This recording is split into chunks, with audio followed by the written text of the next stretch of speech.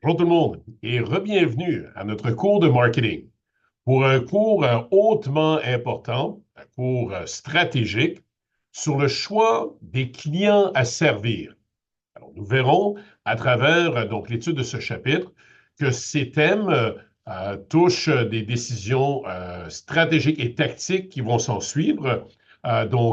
Quels produits devrait-on développer, à quel prix, c'est-à-dire à quel point les gens que l'on va servir, par exemple, sont sensibles au prix, à quel endroit magasinent-ils et comment reçoivent-ils de l'information, donc quels médias choisissent-ils sur lesquels de s'informer relativement à notre produit. Alors, tout ça, ça découle évidemment d'un groupe de gens qui, par la force des choses et par certains indicateurs, certaines catégories et variables, semblent s'attrouper. Alors, on verra que, on reprend un peu une expression que nous avons ici, alors que ceux qui se ressemblent, ben, s'assemblent.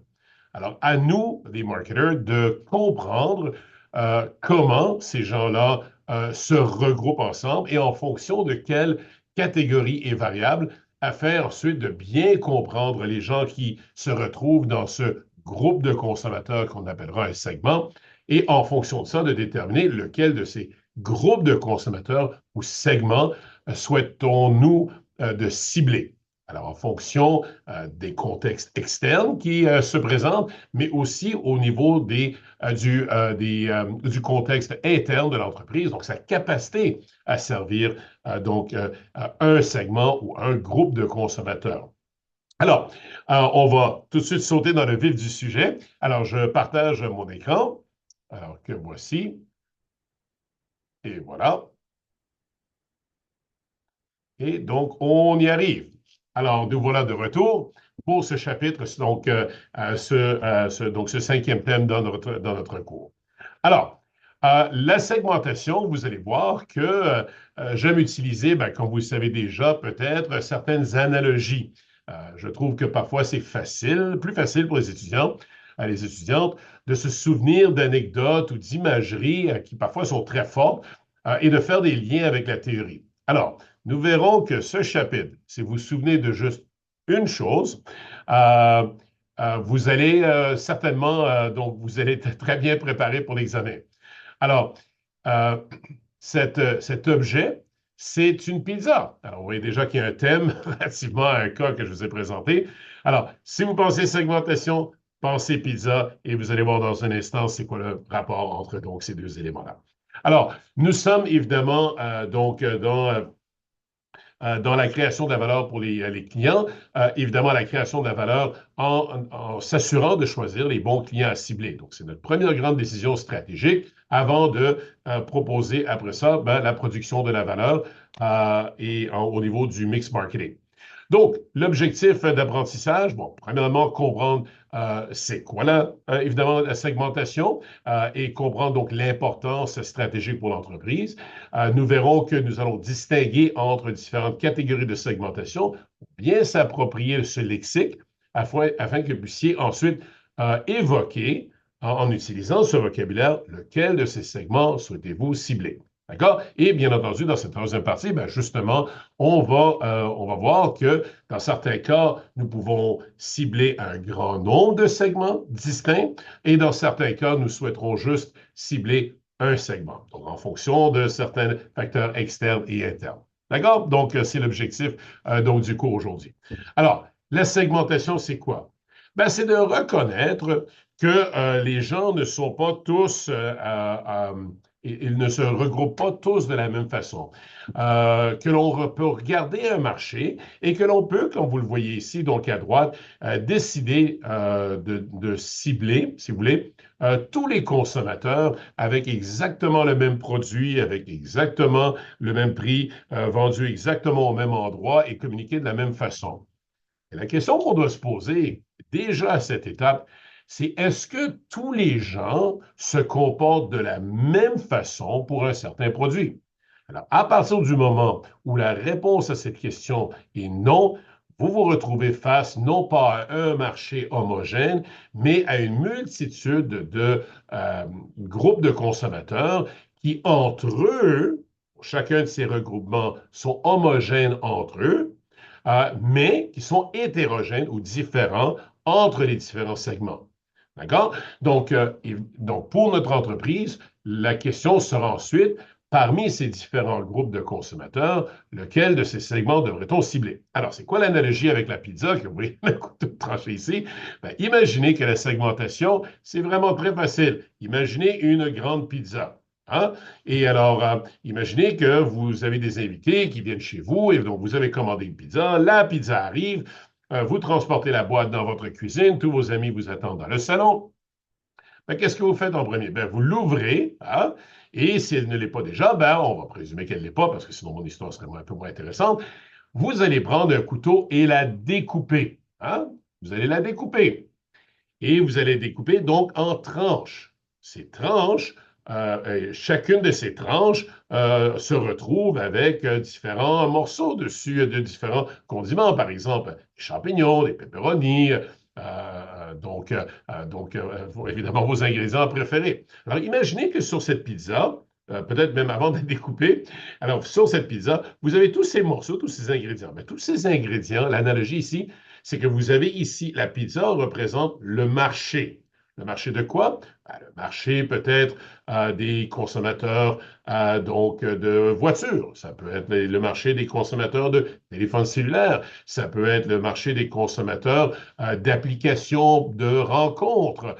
Donc, peu importe. Mais ce qui est important, c'est que ce n'est pas le marché de tous les produits et tous les services, par exemple, au Sénégal.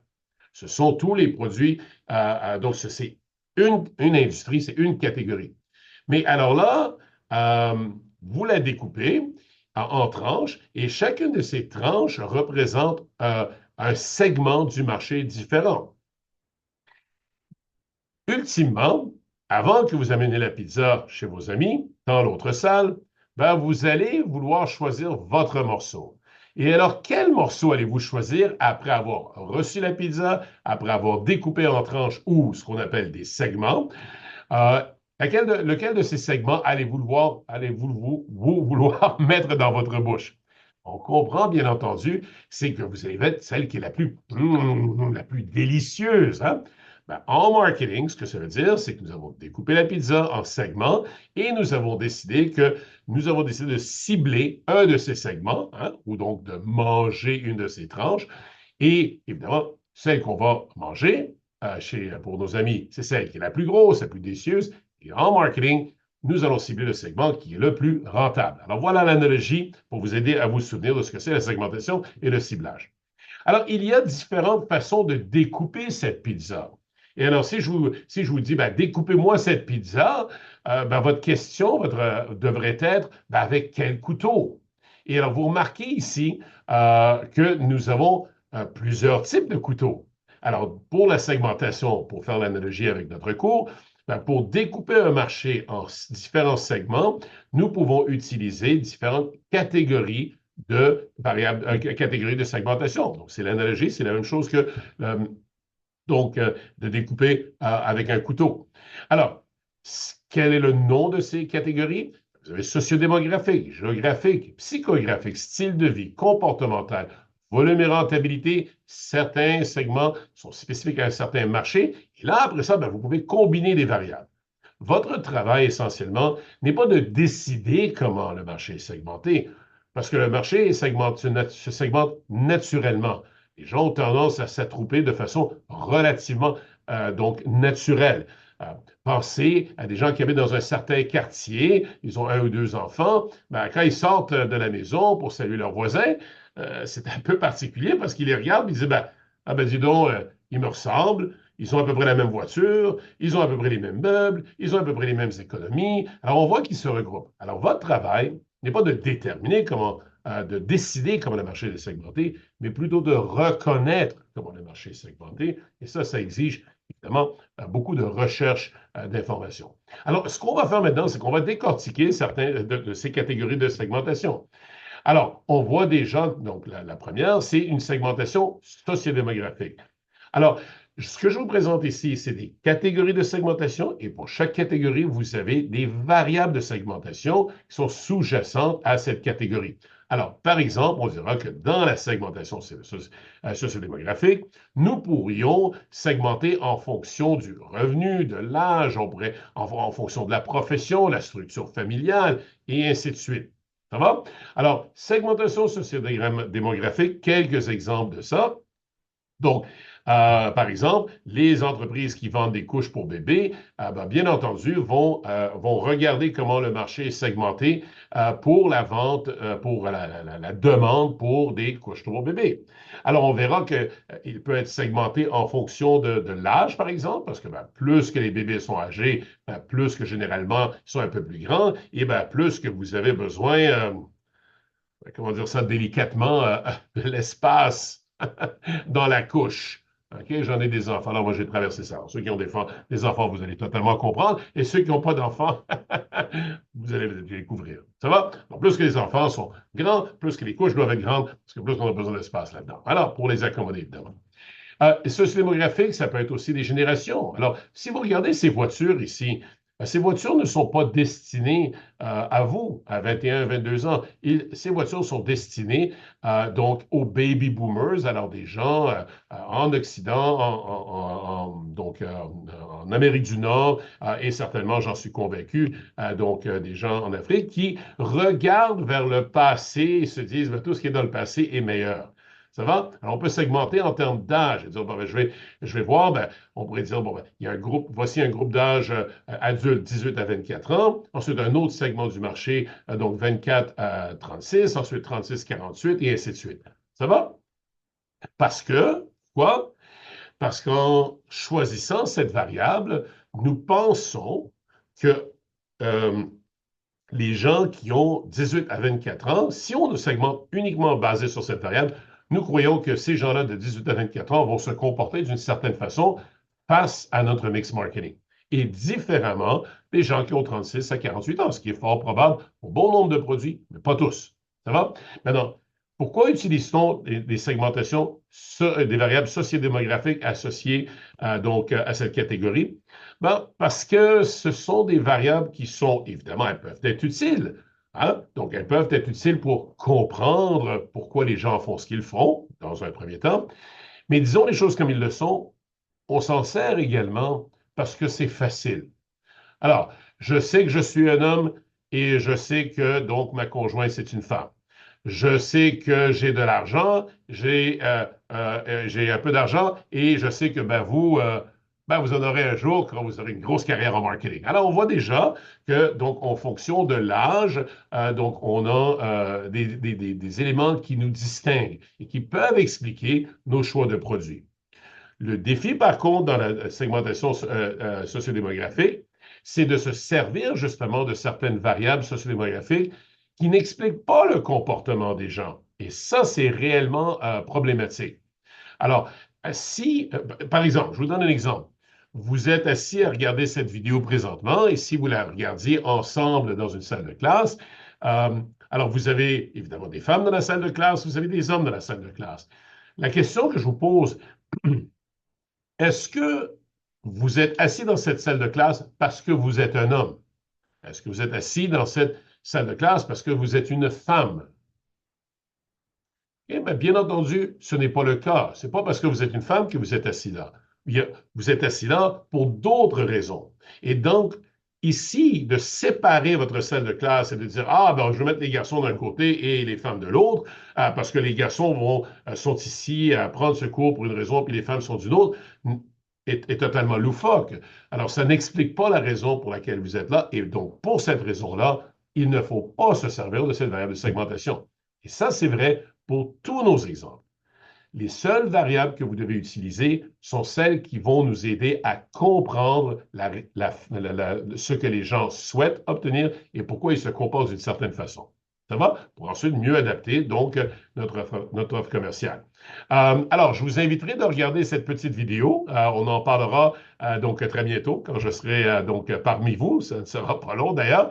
OK? Et on pourra en discuter. Mais c'est vraiment comique à cause de certains défis ici technologiques. Je veux juste être sûr que vous les regardez de votre côté de façon le lien est intégré. Alors, plutôt que de vous montrer, parce que je pense que parfois, peut-être, le son n'est pas hyper limpide. Ça va? Donc, une autre variable de la segmentation sociodémographique, c'est les communautés ethniques. Et alors, vous n'avez pas besoin de regarder plus loin que sur la Côte d'Ivoire, où si je me souviens bien, vous avez, là j'y vais juste de mémoire, je pense que 5 ou 6 grandes communautés ethniques qui sont distinctes. Et je pense que vous pourriez facilement vous prononcer euh, sur la réalité que les gens dans dans ces 5 groupes, face, dans certaines situations, vont se comporter vraiment différemment. Alors, puisque c'est vrai, je n'ai pas le choix que de les séparer parce que si mon produit standard est destiné, c'est-à-dire le même produit à ces 5 communautés, ou encore là, si je le communique de la même façon, certaines personnes n'écouteront absolument pas et achèteront encore moins.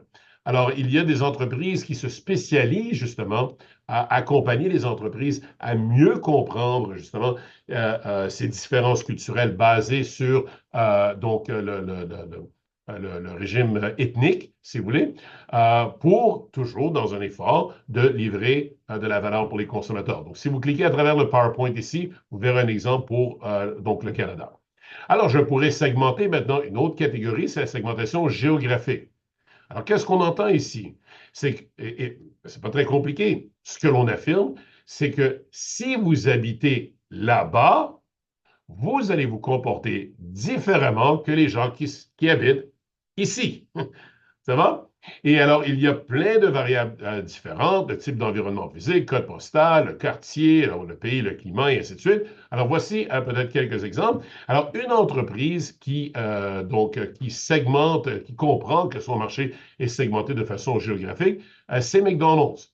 Alors, McDonald's, par exemple, et ce n'est pas les seuls, OK? Donc, Starbucks et PFK, pour les fruits Kentucky, également comprennent que si les gens habitent dans un certain secteur, dans une certaine région, qu'ils ont de certaines attentes au niveau culinaire qui sont distinctes d'un pays à l'autre. Et en fonction de ces différences, ben, l'entreprise va adapter donc son offre commerciale. Ça va? Alors, vous voyez ici, Starbucks donc, propose un thé vert, un frappuccino thé vert. Vous voyez des légumes pour les fruits Kentucky, ce que vous ne voyez jamais en Amérique du Nord. Je pense qu'il n'y a jamais un brocoli qui s'est pointé dans un magasin de poulet frit Kentucky. Et pour McDonald's, alors là, vous avez en France, par exemple, vous avez le fromage Mimolette chez McDo. Vous avez ici au Canada, on offre la poutine, hein, donc des frites avec de la sauce et du fromage. Aux États-Unis, c'est le McRib et en Inde, c'est le Maharaja Burger. J'ai enseigné récemment, au mois de février, au Koweït. Et au Koweït, ben, ils sont très, très forts sur le poulet, McDonald's. Ça va? Alors, évidemment, on n'aura pas, par exemple, au Koweït, des produits à base de porc, par exemple. D'accord? Alors, évidemment, parce qu'on a une communauté, très grande communauté musulmane. OK? Donc, ce que vous voyez essentiellement, c'est la réponse de l'entreprise à une réalité terrain. La première chose à comprendre, c'est la réalité terrain et après ça, de déterminer. Alors, est-ce que géographiquement, les gens sont un peu différents?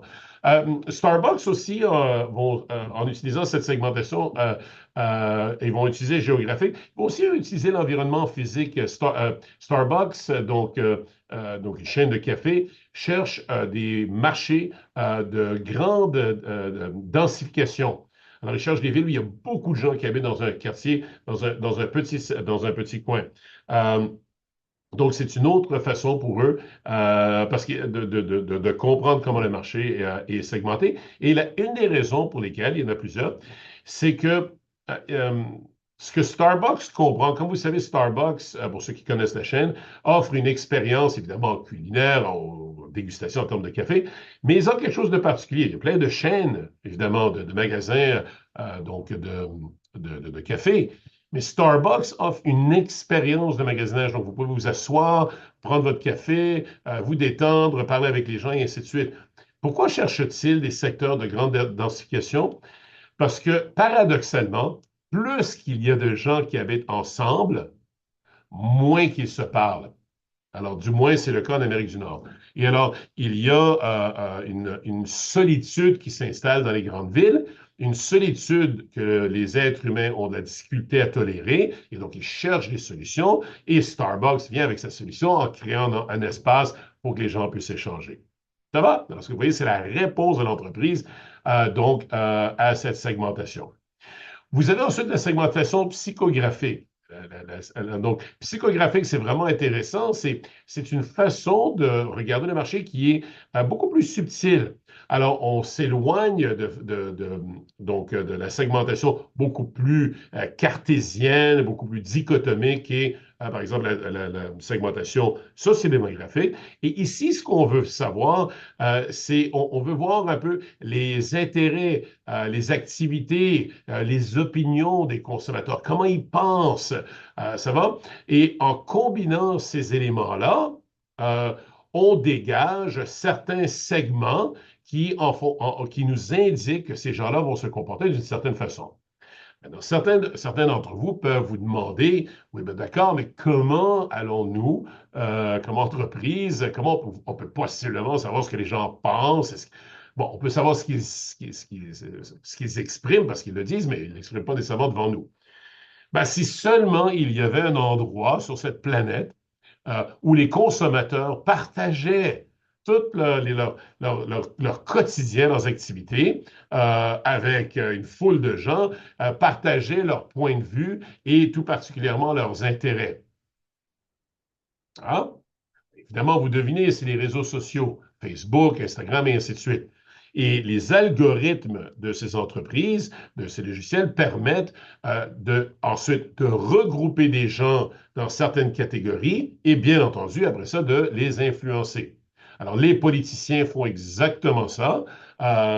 Donc, ils se servent justement donc des informations qui sont ensuite évaluées par des entreprises privées pour bien comprendre ce que les gens pensent et donc envoyer des messages qui vont essayer de changer les attitudes de certaines personnes et dans d'autres cas, juste réaffirmer ce qu'ils savent déjà.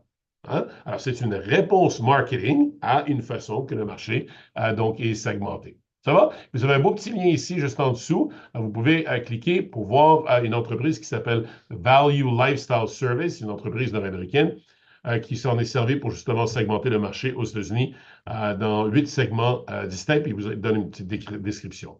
Ça va? Je peux segmenter en termes de style de vie. Alors, style de vie, c'est intéressant. Alors là, je vais combiner 3 éléments qui sont éléments sociodémographiques, géographiques et psychographiques. Alors, peut-être ce serait une femme professionnelle, par exemple, donc on a 2 variables de segmentation, qui habite en milieu urbain, qui pratique beaucoup de sport et qui pense que les femmes devraient avoir un siège sur les conseils d'administration et elle prononce haut et fort ce genre d'opinion. Alors, vous voyez, je viens de créer essentiellement ce qu'on appelle un persona où j'ai regroupé ces variables-là. Ça va? Alors, style de vie en est un, lifestyle segmentation, assez commun en marketing également. Ça va? Donc, j'ai un exemple ici assez intéressant, mais je vous montrerai lorsqu'on sera ensemble. Ça va? Je vais vous voir comment on va l'espionner sur mes voisins ici au Canada. Donc, une entreprise qui, justement, se spécialise justement dans la segmentation par style de vie. Donc, style de vie, sociodémographique et géographique. Ça va combiner les trois. Segmentation comportementale, c'est essentiellement, c'est que les gens qui se regroupent dans ce segment se comportent d'une certaine façon, certaines attentes.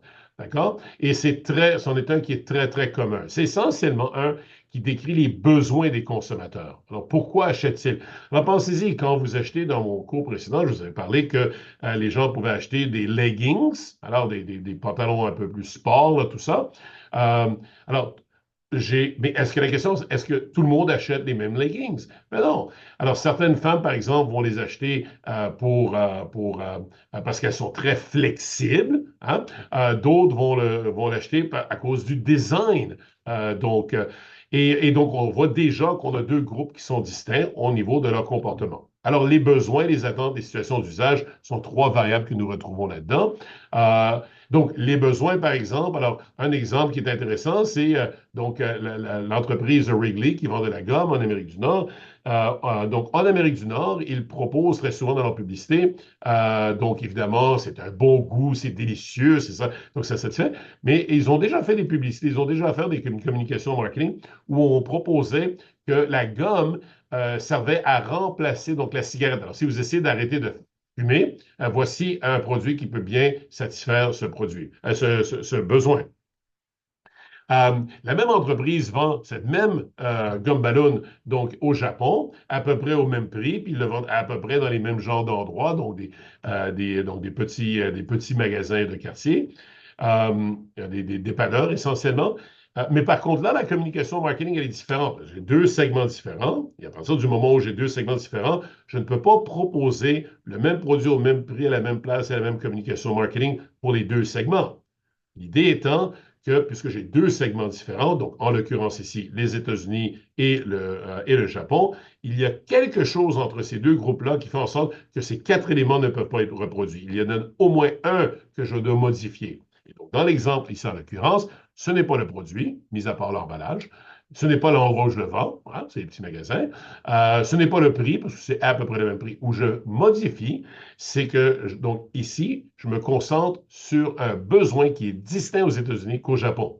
Et alors, au Japon, le besoin, ben, comme vous le savez peut-être, les Japonais sont particulièrement concernés par leur apparence physique et parce que c'est un besoin de leur vie au quotidien, l'entreprise ici propose qu'en mâchant de la gomme, c'est totalement vrai comme histoire, en mâchant de la gomme, ça vient raffirmer les muscles de votre visage et vous donner une plus belle allure. Hein?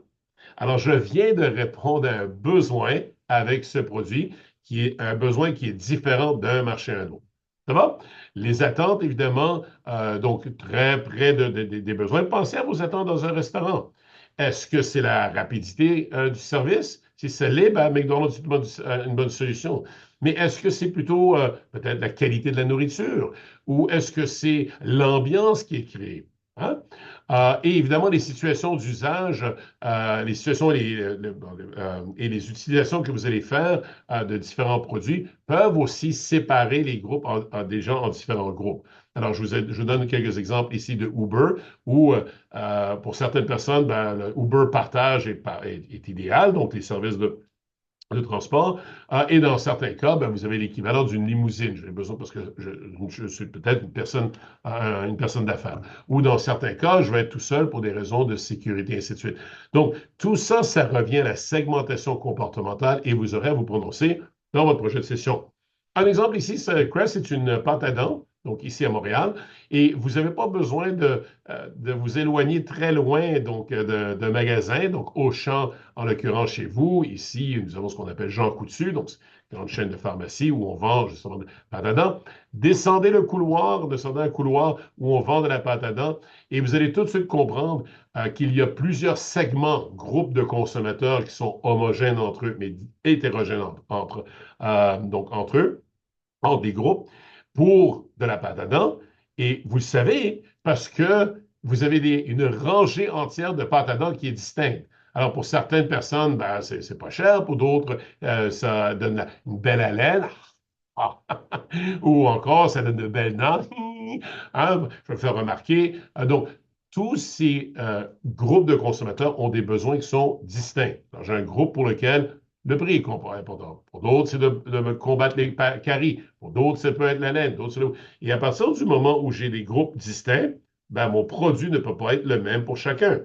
Donc, dans l'occurrence, cet exemple, je vais avoir des produits ici où je vais mettre de l'avant donc les bénéfices, les caractéristiques et les bénéfices de mon produit différemment pour chaque segment du marché. D'ailleurs, mon produit ne va pas être le même. Ça va? Les produits, dans certains cas, vont être plus axés sur de donner une bonne haleine, pendant que d'autres vont donner des dents blanches. Ça va? Donc, ça, c'est ma réponse à la façon que j'entrevois que le marché est segmenté. Alors, je pourrais segmenter en termes de volume de vente et profit réalisé. Très commun, ça, pour les entreprises, par exemple. OK? Mais évidemment, ça peut être pour les consommateurs aussi, dans le marché de la consommation.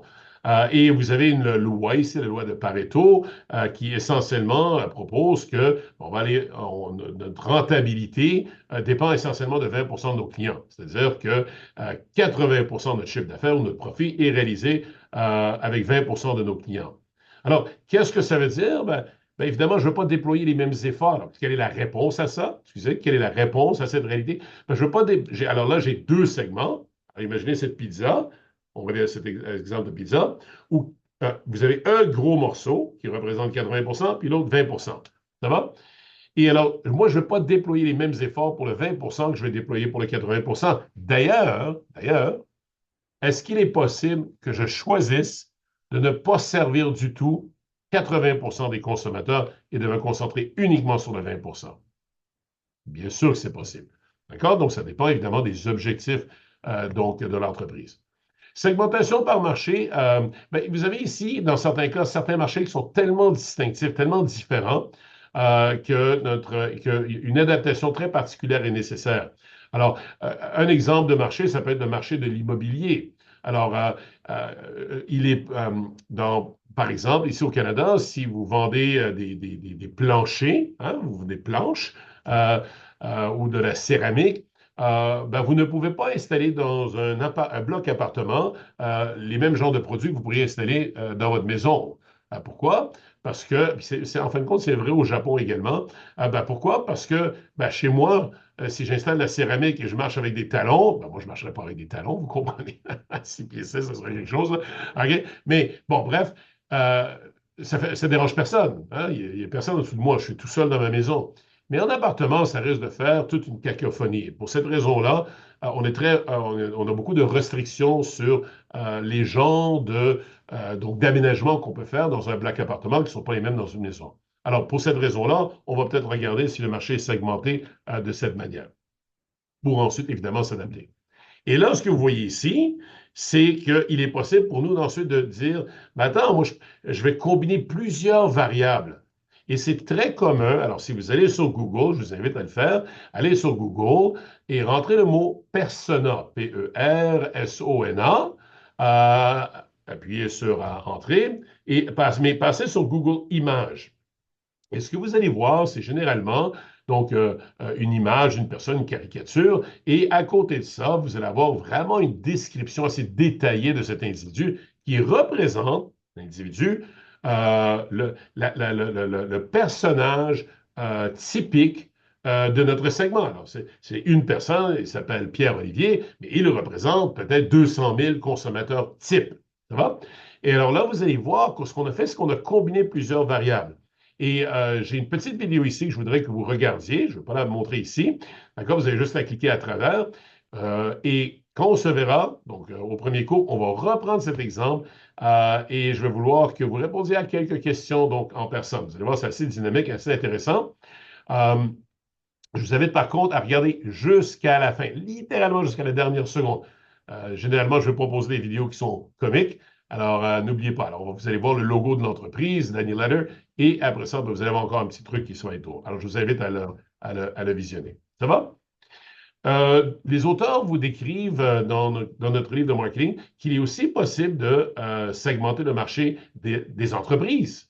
Donc, ce qu'on a discuté jusqu'à date, le marché donc des produits de consommation, des produits destinés à des consommateurs, c'est ce qu'on appelle en anglais business to consumer, B2C, B2C. Le marché des entreprises, c'est ce qu'on appelle donc le marché interentreprise où une entreprise vend à une autre entreprise. Alors, par exemple, pensez à, je ne sais pas, moi, une entreprise comme Xerox, Xerox, qui est une entreprise bon, ils vendent plein de choses, mais des photocopieuses. Alors, cette entreprise, par exemple, va vendre, elle vend des photocopieuses à des individus, mais elle vend aussi des photocopieuses à des entreprises comme des architectes, des firmes d'ingénierie, et ainsi de suite. Pensez à l'entreprise Nestlé avec cette division Nespresso. Ils vendent des petites machines à café pour les consommateurs qu'on a chez nous, mais ils vendent aussi des grandes machines plus élaborées pour les restaurants. Ces produits ne se retrouvent pas entre les mains des consommateurs, ils servent à produire quelque chose. Donc, mais ce sont des ventes destinées à des entreprises. Mais fondamentalement, on utilise la même logique. Alors, si je vends à d'autres entreprises, je vais vouloir moi aussi voir comment le marché est segmenté pour exactement la même raison, pour comprendre comment ces entreprises-là se regroupent entre elles en fonction de certaines variables et après ça, décider lequel de ces segments de groupes de consommateurs professionnels ou d'entreprises vais-je vouloir cibler en fonction de ce que je suis capable de faire. Alors, vous avez beaucoup d'exemples ici, donc je vous fais grâce de les lire, mais je vais quand même vous donner des exemples. Ça va? Alors, par exemple, les entreprises très souvent vont regarder la segmentation en fonction de la taille de l'entreprise. Et une de ces raisons-là, c'est une des raisons, pardon, c'est que dans certains cas, euh, comme entrepreneur, je sais que le processus décisionnel dans la vente d'un produit à une autre entreprise peut être très complexe. D'accord? Et que ben, je dois faire face à une multitude donc, de personnes qui prennent des décisions. Mais mon entreprise, je n'ai pas la capacité d'attendre 3 mois ou 6 mois ou 9 mois pour une décision. Et donc, moi, je dois faire affaire avec le président ou la présidente d'une entreprise. Et pour ça, ben, intuitivement, je dois faire affaire avec des entreprises qui sont un peu plus petites que plus grosses, parce que je n'ai pas nécessairement donc la capacité financière d'attendre pour cette réponse, ni même le personnel requis pour faire une présentation, par exemple, à un conseil d'administration. Alors, un exemple parmi tant d'autres. Ça va? D'autres, c'est le taux d'utilisation. Bien entendu, il y a des consommateurs on va les regrouper parce que ce sont des utilisateurs très, très, très intenses d'un produit, et pendant que d'autres sont des utilisateurs très légers. Alors, vous comprendrez que les utilisateurs légers d'un produit n'ont pas nécessairement besoin du même produit que les utilisateurs intensifs. Alors, un exemple parmi tant d'autres, ce sont des fermiers. Alors, si je suis un fabricant donc, de tracteurs, les tracteurs que je vends à des fermiers, par exemple, aux États-Unis, où les fermes sont très, très grandes, ben, évidemment, l'utilisation va être très, très, très intensive de ce tracteur. Et pour cette raison-là, ben, je vais avoir des grandes roues, je vais avoir une suspension qui est beaucoup plus solide, la charpente va être plus solide aussi. Puisque les gens sont constamment dans ces machines, je vais peut-être m'assurer qu'il y a la climatisation, et aussi que, ce tracteur soit branché à l'Internet, ce qu'on appelle en anglais le Internet of Things. Pourquoi? Ben, pour que, à travers l'intelligence artificielle et les données Internet, que je puisse être guidé de la meilleure façon pour cultiver ma terre. Mais ça, c'est pas vrai nécessairement dans les fermes en Inde. Alors, le même producteur, le même vendeur de tracteurs vendra un tracteur pour un fermier en Inde. Mais là, par contre, vous avez vraiment un très grand nombre de fermiers. Alors, plutôt que d'avoir moins de fermiers avec des très grandes fermes, vous avez beaucoup plus de fermiers avec des petites fermes. Et puisqu'ils ne font pas une utilisation si intensive du produit, ben, le produit ne sera pas nécessairement bâti de la même façon. Alors, ça, ce sera ma réponse au segment. Deux segments différents en fonction de leur taux d'utilisation. Ça va? Euh, le marché ou le type d'industrie peut être intéressant. Alors, vous avez un exemple ici pour Bosch, des systèmes de sécurité Bosch, qui, lorsqu'ils segmentent le marché à l'international, vont regarder des pays en fonction de certains indicateurs. Et en fonction de ces indicateurs, vont éliminer certains pays d'emblée, pof, et après ça, de réduire les pays qui restent pour ensuite choisir le pays qui offre la plus grande chance de rentabilité en fonction des forces et faiblesses de l'entreprise et donc le contexte local, donc par exemple les opportunités de rentabilité. Ça va? Alors, je pourrais choisir, par exemple, des facteurs économiques. Je pourrais choisir donc l'ouverture à des gens là-bas des entreprises étrangères. Je pourrais regarder à la croissance, par exemple, de l'industrie de la construction. Pourquoi? Ben, plus qu'on bâtit des édifices à bureaux ou industriels, ben, plus qu'on a besoin, évidemment, ben, vous le devinez, des produits de sécurité. Alors, vous voyez ici la congruence euh, entre la segmentation du marché et ultimement donc le ciblage d'un de ces segments. OK? Segmentation de marché des entreprises, un autre exemple peut-être parmi tant d'autres, le volume d'achat. Alors, vous comprendrez que Visa, Mastercard, American Express ont des cartes de crédit pour les entreprises, tout comme ils en ont pour les consommateurs, et que leur offre commerciale pour des entreprises qui achètent une grande quantité sur la carte de crédit ne sera pas la même que pour des entreprises qui achètent pour une petite quantité. Et vous comprendrez que ben, l'offre commerciale des compagnies de crédit, ben, c'est quoi? Ben, c'est du crédit. Alors, les grands utilisateurs ou ceux qui ont un gros volume d'achat, ben, la limite de crédit, la marge de crédit va être assez élevée, pendant que pour les petites entreprises qui n'en ont pas besoin, elle va être assez basse.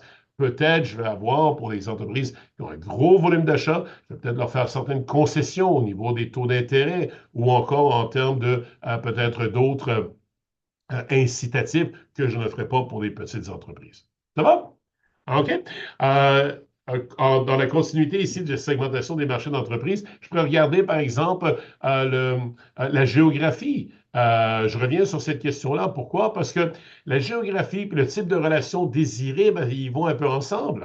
Hein. Aux États-Unis, généralement, vous savez, si vous avez un rendez-vous à 10 heures, ben, vous êtes mieux d'être là à 10 heures. Et si on vous dit que ça se termine à 10h30, ben, vous êtes mieux d'avoir fini votre pitch de vente à 10h30 parce que c'est dehors. Ça va?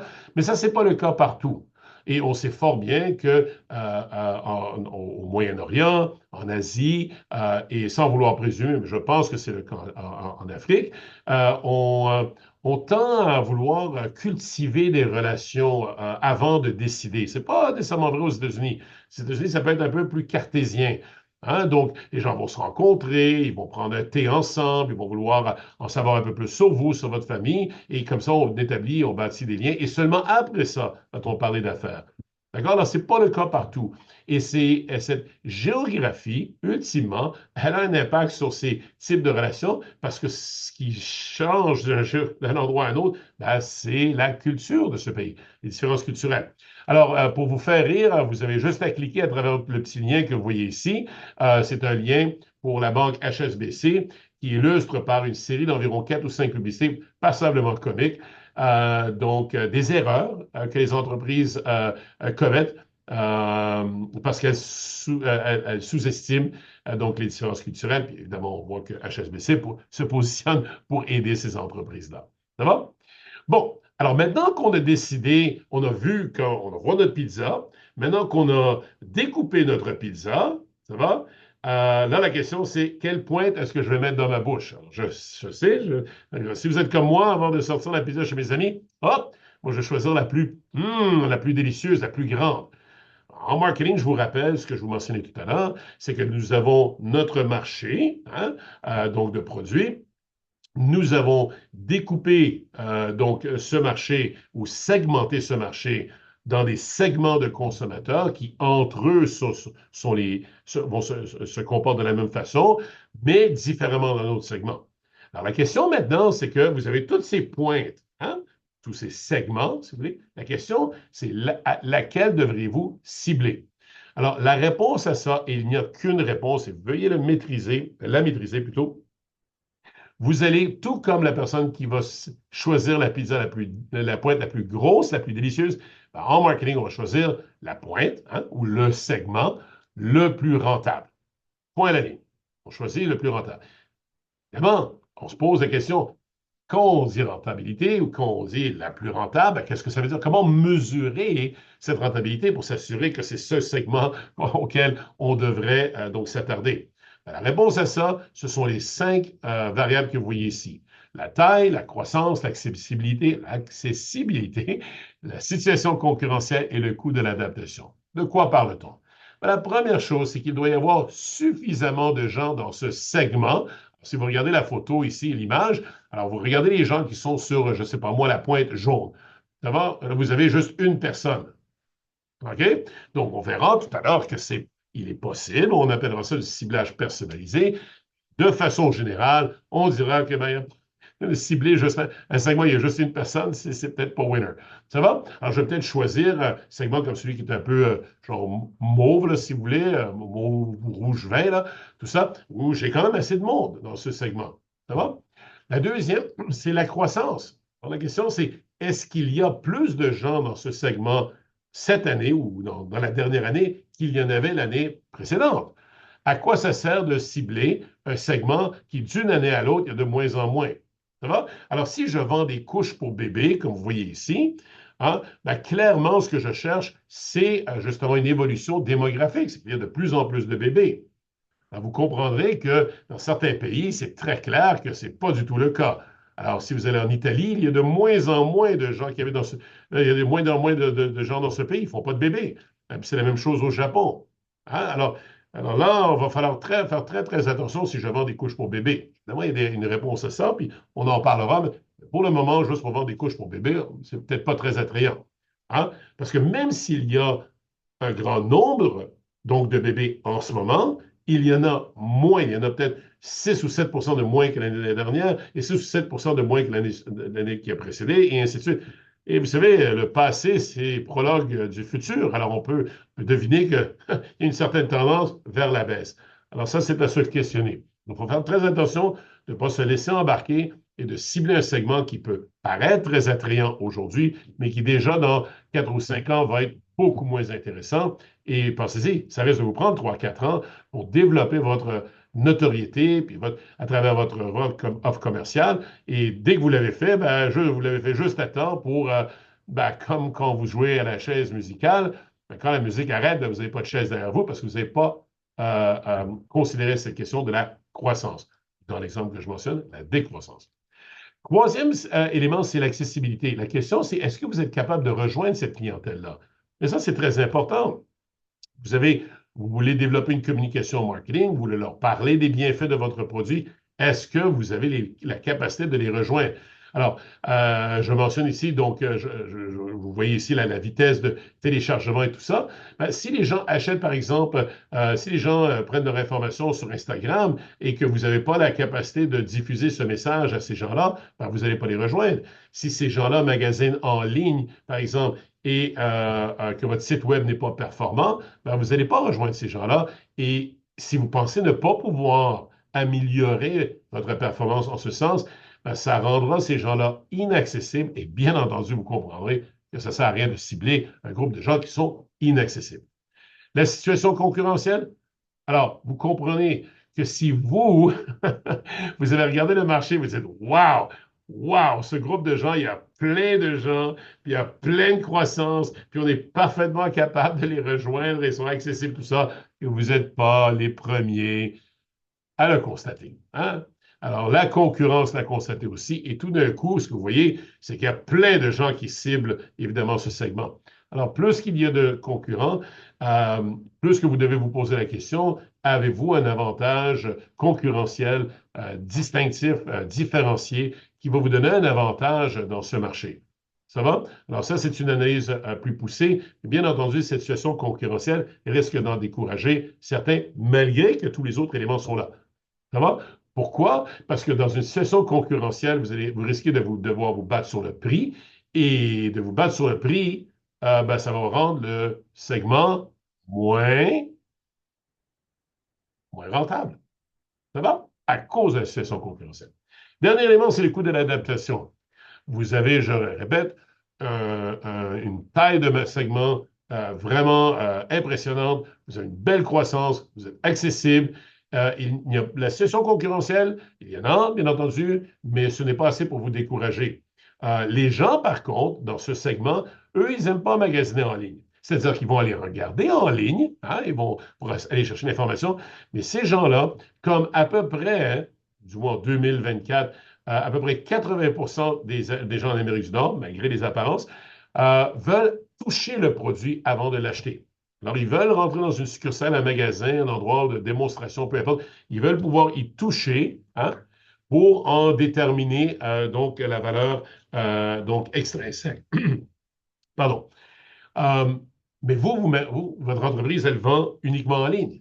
Alors, vous avez une adaptation à faire qui est de quoi? Ben, de migrer vers un modèle d'affaires où vous avez en ligne, oui, mais où vous ouvrez des succursales en votre nom ou encore vous développez des relations avec des distributeurs et des détaillants qui vous permettent de vous rapprocher des consommateurs, de leur donner cette expérience physique.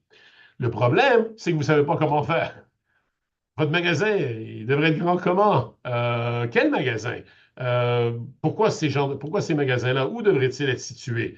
Quels devraient être les produits complémentaires que vous devriez vendre pour attirer les consommateurs? Bref, le coût de l'adaptation pour attirer cette clientèle-là ou pour desservir cette clientèle-là, elle est tellement importante que malgré que les quatre autres éléments sont présents, ça va venir, ça va venir affecter votre rentabilité. Ça va? Alors, un exemple ici, donc le marché de la bière, par exemple, en Inde, on remarque à une certaine période une augmentation dramatique, donc une croissance de 14 de la demande donc de bière en Inde. Mais une fois qu'on le traduit dans les chiffres absolus, ce qu'on remarque, c'est que finalement, ben, les gens en Inde consomment beaucoup moins de bière que les Tchèques ou les Américains. Ça va? Alors, il faut aller peut-être il faut aller un petit peu au-delà donc des chiffres superficiels et de creuser et de voir qu'est-ce que ça veut dire dans un chiffre absolu. Ça va? Alors, je le répète ici, avant de sélectionner cette cible, bien entendu, la question c'est est-ce que vous êtes en mesure de servir cette clientèle-là? Oui, c'est super attrayant, mais si votre coût d'adaptation est trop grand, ben, vous allez peut-être devoir hésiter. Alors, c'est la raison pour laquelle, dans l'évaluation de ces segments, vous regardez les facteurs externes et incontrôlables, donc que nous avons déjà étudiés. Donc, est-ce qu'il y a dans ce segment, pour une raison ou une autre, de l'intervention gouvernementale qui viendrait donc vous barrer un peu la route à l'entrée? C'est très commun dans les marchés internationaux où on voudrait cibler un certain segment du marché, par exemple au Sénégal, mais le gouvernement sénégalais barre la route aux entreprises étrangères en imposant des barrières tarifaires, donc en augmentant essentiellement le coût du produit importé pour les consommateurs locaux. Pourquoi? Ben, pour protéger le marché et l'industrie locale. Alors ça peut être problématique. Dans d'autres cas, on se dit, waouh, ce segment est vraiment très, très intéressant. Mais ce qu'on remarque, c'est que c'est une clientèle qui est surendettée, des questions économiques, par exemple. Ça va? Après ça, ben, il y a peut-être oui, il y a beaucoup de gens qui achètent des produits dans ce segment, ça pourrait être vraiment intéressant, mais ce qu'on découvre, un facteur sociétal, c'est que ces gens-là ne sont pas particulièrement friands des produits qui viennent de votre pays.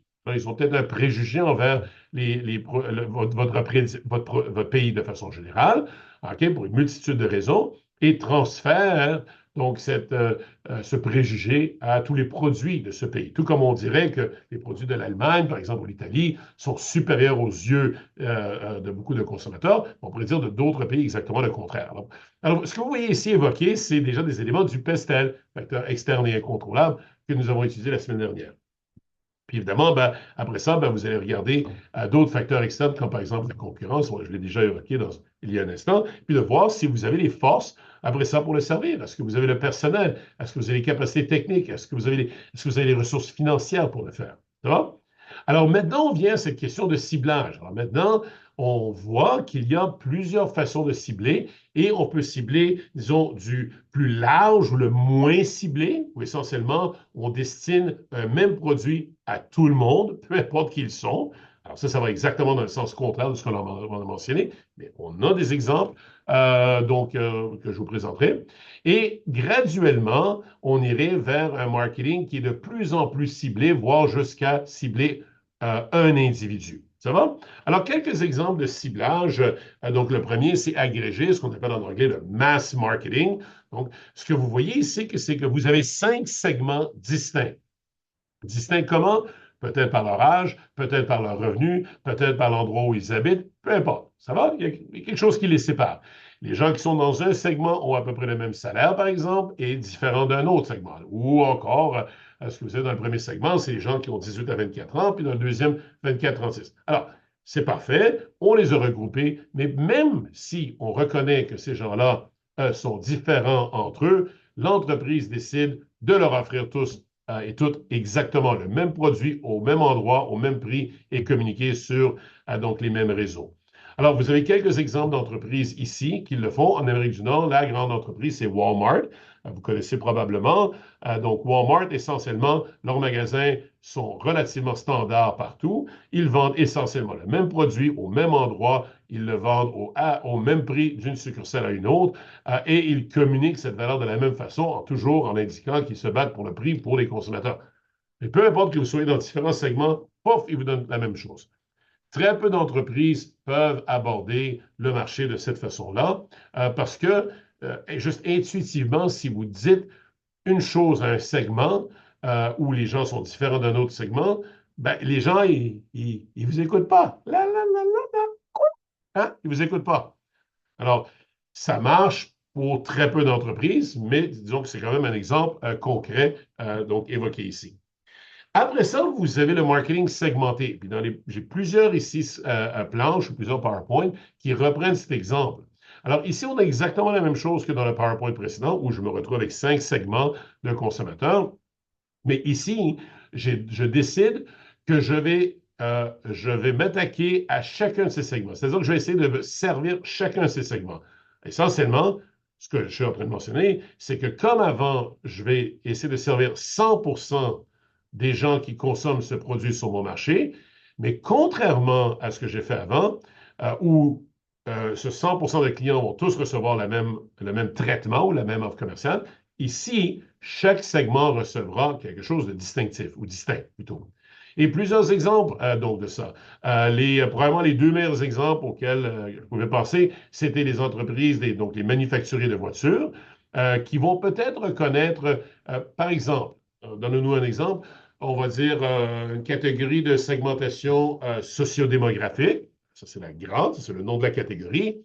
Et la variable va être, disons, cycle de vie de la famille. Hein? Alors, c'est quoi le cycle de la vie de la famille? Donc, ben, c'est à partir du moment où vous achetez une voiture, ben, vous vous êtes mis en couple avec votre blonde, votre chum et quoi que ce soit. Vous êtes en couple et là, vous vous achetez une voiture. Ben, cette voiture, elle a de l'air de quoi? Ben, c'est une voiture probablement un peu sport, avec un peu plus design, et avec des caractéristiques qui sont intéressantes, un écran tactile et tout ça. C'est parce que vous êtes jeune, vous n'avez pas de responsabilité. Super. OK? Mais, tout d'un coup, ben, voilà, vous êtes ensemble, vous décidez de faire une vie ensemble, et là, ben, vous avez un enfant. Et tout d'un coup, alors là, vous êtes dans un autre cycle de la vie de la famille, donc un autre segment.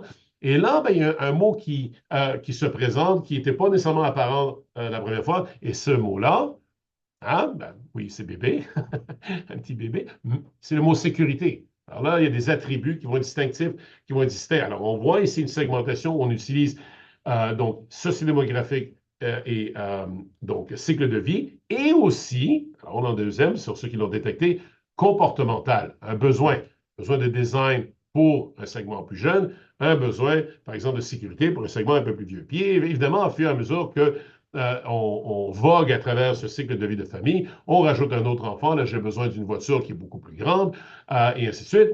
Et éventuellement, les enfants quittent la maison, donc on se retrouve avec une petite voiture. Et ultimement, ben, évidemment, ben, le cycle de vie de famille, pour certains, certaines se termine dans un divorce. Et là, ben, vous vous retrouvez avec votre voiture sport avec laquelle vous avez commencé le cycle de vie. Okay? Ça va? Un peu d'humour pour vous. Ça va? Donc, les hôtels font exactement la même chose. Donc, ici, en Amérique du Nord, les hôtels Marriott ont la chaîne Marriott. Donc, évidemment, c'est une chaîne globale. Donc, ont une série d'hôtels qui sont destinés à différents segments. Mais les hôtels Accor font la même chose. Alors, vous avez les Sofitel d'un côté, vous avez les Formule 1 de l'autre, et ils sont tous là pour desservir des segments qui sont distincts, essentiellement pour occuper tout le terrain. Alors, marketing segmenté, où je cible tous les segments, mais avec une offre commerciale distincte pour chaque segment du marché. Alors, toujours marketing segmenté, mais alors ici, ce que vous avez remarqué, c'est qu'il y a 5 segments, définitivement 5 segments, mais pour une raison ou une autre, l'entreprise a choisi de ne pas cibler 2 de ces segments. Pourquoi? Pourquoi cette entreprise, par exemple la chaîne d'hôtels Wyndham, ça va, ou d'autres entreprises, pourquoi choisit-elle d'ignorer 2 segments? Certains d'entre vous l'avaient déjà deviné. La réponse, et il n'y a qu'une réponse, c'est que ces 2 segments, aux yeux de l'entreprise et en fonction de sa situation, ces 2 segments ne sont pas suffisamment rentables. Exactement. Hein, ils ne sont pas suffisamment rentables. Pourquoi? Je ne sais pas. Peut-être qu'il n'y a pas assez de croissance pour les besoins d'entreprise. Peut-être qu'il n'y a pas assez de clients. Peut-être le coût d'adaptation est trop important. Et pour cette raison-là, ils délaissent 2 de ces segments-là. Ça va? Toujours marketing segmenté. Marketing segmenté, ici, regardez, il y a 5 segments, mais ici, je n'en cible qu'un segment. Ça va? Et vous avez 3 entreprises ici. Donc, une revue, si je me souviens bien, c'était actuel, je pense que c'est sur la Côte d'Ivoire, si je me souviens bien de faire la recherche. D'accord? Donc, une revue donc destinée ici peut-être à des femmes d'affaires. Alors, alors, juste à un segment très, très précis. Ceux qui sont ce qu'on appelle en Amérique du Nord des foodies ou des fans d'expériences culinaires, ben, ces gens-là vont s'abonner à des revues, donc des revues spécialisées dans donc de bouffe essentiellement. Ça va? Donc, par exemple, Afro-Cuisine. Évidemment, je sais qu'en ce moment, les clubs de fitness, c'est très, très, très en vogue. Au Sénégal, en ce moment, entre autres.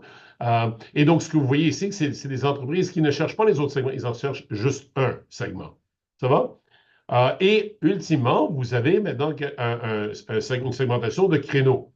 Et si vous regardez celui-là, vous allez remarquer qu'il y a 5 segments, mais un segment va être ciblé. Et ce segment, regardez comment il est petit. On appelle ça segmentation de créneaux, par créneau. Ça va? Ou de marketing de niche. Alors pourquoi? C'est très intéressant. Et c'est une stratégie que vont employer très souvent les petites entreprises. OK? Donc, les petites entreprises qui n'ont pas nécessairement les ressources pour s'attaquer à tout le marché, ils choisissent juste un segment, puis vraiment un segment très, très particulier.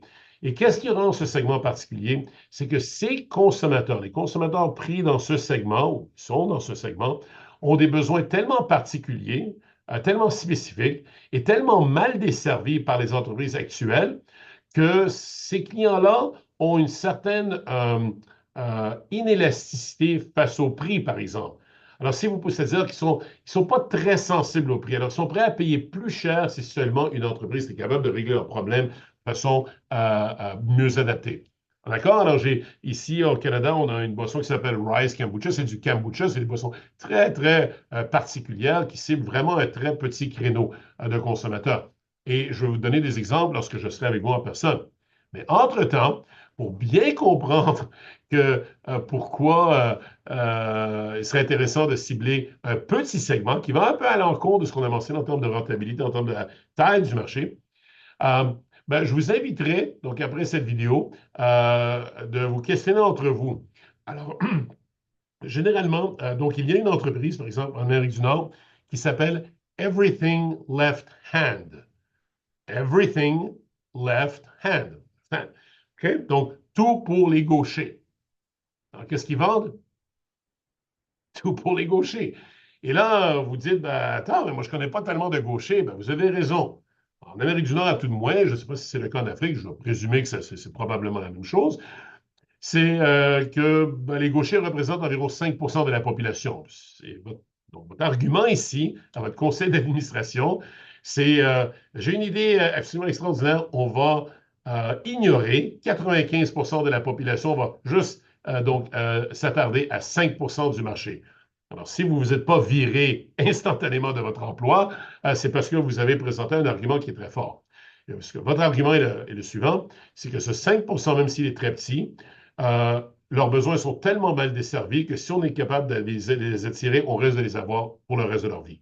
Et pour bien comprendre ce que les gauchers traversent au quotidien, je vous inviterai ce soir ou aujourd'hui, quand vous regarderez cette vidéo, de prendre une paire de ciseaux, mes droitiers. Alors moi, je suis droitier, alors comme moi, prenez une paire de ciseaux et mettez-les dans votre main gauche et essayez de couper une feuille de papier. Alors, vous allez découvrir la douleur que ces gens-là traversent au quotidien. Et si vous n'êtes pas convaincu, allez chercher une boîte de conserve.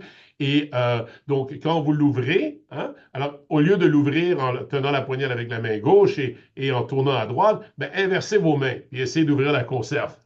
OK? Bonne chance. Ça, c'est la réalité des gauchers. Ça va? Et les entreprises qui ciblent donc par le marketing de créneaux, ce segment de créneaux, savent fort bien que lorsque eux vendent une paire de ciseaux, les gens, les gauchers sont prêts à payer plus cher donc, pour cette paire de ciseaux que les droitiers, évidemment, parce que ben, y a personne qui les dessert. Ça va? Et ça règle un gros problème pour les petites entreprises, qui est le problème suivant. Quand vous vendez un produit relativement indifférencié au consommateur, que vous faites partie d'une grand regroupement de marchands qui le font et que les consommateurs ont à peu près les mêmes besoins, ben, il y a une énorme pression sur les prix. Hein, donc, vous devez vendre vraiment à bas prix. Hein, ça, c'est votre prix de vente. Et ça, c'est votre coût. Donc, vous devez vraiment contrôler votre coût. Le problème, c'est que pour contrôler vos coûts, ben, vous avez besoin de clients. Alors, vous avez besoin de pouvoir négocier avec vos fournisseurs des économies d'échelle vous permettant de dégager des profits. Mais vous n'avez pas ce problème dans le marketing de créneau, toute chose étant égale par ailleurs. Votre coût, petite entreprise, est plus élevé. Pourquoi? Parce que vous avez moins de clients. Et donc, quand vous tournez vers vos fournisseurs, ben, vous n'avez pas grand-chose à leur offrir. Ah, ils vendent à leur prix régulier. Mais ce n'est pas un problème, parce que les consommateurs que vous ciblez, leur difficulté est tellement grande qu'ils sont prêts à payer plus cher. Vous venez de régler le problème, justement, de ne pas avoir des économies d'échelle, qui est très commun pour les petites entreprises. Vous venez de lancer votre entreprise et vous n'avez pas de clients. Ça va? Alors, plutôt que d'essayer de cibler tout le monde, vous êtes, et de vous battre sur le prix et de vous battre sur des éléments qui sont indifférenciés, vous allez être récompensé en utilisant votre matière grise et peut-être même votre cœur. Et essayez de comprendre ce que ces gens-là traversent au quotidien, que ce soit les gauchers ou autres, et de développer un produit, un service destiné à ces gens-là. Et ça, le marketing de créneau, c'est vraiment une approche qui est intéressante et que je préconise très souvent lorsque mes étudiants viennent me voir qui veulent se lancer en entrepreneuriat. Ça va? Alors, on pourra en parler en personne aussi. OK. Le marketing de créneau est apparent aussi sur les marchés internationaux. Pourquoi? Ben, pour la même raison, on n'a pas assez de clients, ben, évidemment pour les besoins spécifiques des entreprises, mais on n'a pas assez de clients dans un marché. Alors, on doit cibler plusieurs marchés pour éventuellement donc pouvoir livrer cette valeur. Alors, imaginez des camions miniers qui transportent des minerais comme ça, des gigantesques camions. Alors, oui, on en vend au Canada, mais on n'en vend pas assez dans le marché local pour pouvoir produire un coût qui est moindrement raisonnable. Alors, j'ai besoin d'aller chercher plusieurs marchés. Ça va? Marketing personnalisé. Alors, on arrive vers la fin. C'est le dernier. Le marketing personnalisé. Alors, ici, ce que vous voyez, les bulles ici, ce ne sont plus des segments. Ce sont des individus. J'ai 5 individus ici. Et là, vous dites, ben, comment je vais cibler un individu? Ben, on le fait depuis des millénaires. Alors, les gens qui font faire des vêtements sur mesure, alors en Afrique, vous faites un boubou sur mesure, ben, ça, c'est du ciblage personnalisé. Hein? Euh, mais il y a maintenant, avec l'intelligence artificielle et avec les données probantes et avec du big data, la capacité des entreprises de cibler spécifiquement des individus. Donc, par exemple, les casinos vont le faire. Hein? Quand vous arrivez au casino, vous débarquez, on vous donne une petite carte. Avec cette carte, vous allez jouer dans les machines. Je ne vous encourage pas à le faire, là. Je veux juste vous donner un exemple. À Las Vegas, c'est comme ça que ça se passe. Et alors, je sais quel jeu vous avez joué, je sais dans quelle séquence vous avez joué, je sais quand est-ce que quand vous avez pris une petite boisson ou quel genre de boisson vous aimez. Quand vous montez dans votre chambre, donc je sais combien de temps vous avez passé sur le plancher, combien de temps dans votre chambre, parce que vous devez utiliser cette même carte pour accéder à l'ascenseur et dans votre chambre. Euh, et en fonction de tout votre comportement, je peux ensuite vous cibler avec une offre très, très particulière et surtout à travers les applications qui répond à le besoin hédonique de jeu qui est différent peut-être pour vous qu'il l'est pour quelqu'un d'autre. Et aussi, avec l'impression 3D, alors c'est mon image ici à droite, il est possible, avec l'impression 3D maintenant, de concevoir, par exemple, alors c'est commun maintenant, ça devient de plus en plus commun, des lunettes de lecture qui sont créées pour une personne. Alors, c'est les lunettes, jamais ces lunettes ne seront aussi confortables, elles sont destinées vraiment juste à une personne. Alors, on voit qu'avec l'évolution technologique, il est possible maintenant, de plus en plus, évidemment, de destiner une offre à un individu. Ça va? Et éventuellement, comme les auteurs en parlent, dans certains cas, il est approprié de repositionner la marque ou de cibler, recibler, de cibler, changer le ciblage. Et pourquoi? Ben, comme dans l'exemple de Mountain Dew, qui est une boisson gazeuse ici en Amérique du Nord, qui ciblait avant les travailleurs et après ça les gens sport extrême, ultimement les gamers, ben parce que le marché change. Hein? Et le marché évolue. Et si vous n'évoluez pas, ben, vous allez rester pris avec un segment qui vieillit mal et qui s'éloigne de leur intérêt pour votre produit. Puis, évidemment, et donc, éventuellement, peuvent mener, évidemment, à votre propre faillite. Donc, très important de s'adapter donc au contexte. Ça va tout le monde? Alors, donnez-moi juste un petit instant. Avant que je vous remercie de votre participation, de votre écoute active, je l'espère. Donc, donnez-moi juste un petit instant. Je vais arrêter de partager mon écran. Alors, voilà le chapitre sur la segmentation. Très, très important comme chapitre. Nous aurons plusieurs exercices. Donc, déjà d'entrée de jeu, quand j'arrive sur Abidjan et évidemment en parlant avec les étudiants à Dakar également. Donc, nous allons voir le positionnement et la différenciation. Mais je vais tout de suite commencer avec certains exercices pratiques et on va à tout le moins une conversation pour s'assurer qu'on a bien saisi cette segmentation. Pourquoi? Parce que si vous choisissez, c'est-à-dire, pardon, si vous euh, ne reconnaissez pas comment le marché est segmenté de façon appropriée, vous comprendrez que vous allez le diviser en utilisant les mauvaises variables qui n'expliquent pas le comportement. Vous allez cibler un segment qui n'existe pas avec une offre commerciale que les gens ne trouveront pas intéressante du tout et qui peut avoir des conséquences néfastes pour votre entreprise. Alors, vous voyez le jeu de domino ici, très important, qui part avec une bonne reconnaissance de la façon que les gens se regroupent et évidemment, lequel de ces regroupements, de ces segments souhaitons-nous cibler. Alors, merci encore une fois de plus et on se voit dans un peu plus d'une semaine. J'ai bien hâte. Au plaisir. Au revoir.